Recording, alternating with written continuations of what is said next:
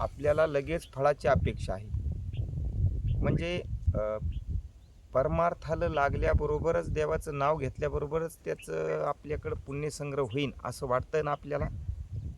पण माऊली काय लिहितात बघा. अ, माऊली या ठिकाणी म्हणतात, सुक्षत्रियानी वाटिले बिजही पेरिले गोमटे, तरी आलोट फळ भेटे परी वेळ की गा. चांगल्या प्रकारची जमीन आहे, पाणीही चांगला पडलेला आहे, त्याला फळही येणार आहे, पण त्याला वेळ लागेल ना, नाही का? आपण देव करतो म्हणतो, बाबा देव केला आणि मागं खेळ लागला. तसं नाही ना. जसं जमीन पेरतो आपण, पण कोणती?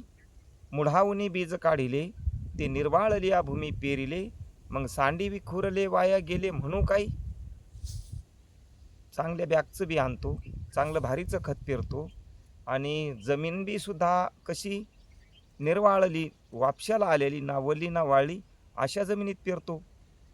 आणि पेरलं आणि पेरणी झाली की लगेच दुसऱ्या दिवशी येऊन सोंगणी करतो का? नाही नाही नाही. त्याला वेळ लागतो ना.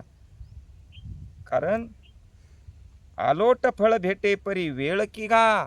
ही वहीचा संदर्भ इकडे लावा. माऊली म्हणतात, अहो तुम्हाला फळ मिळल, पण त्याला वेळ लागेल ना.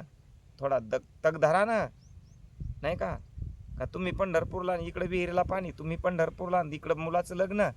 नाही, असं होणं शक्य नाही. त्याला थोडी वेळ लागल. रामकृष्ण हरी.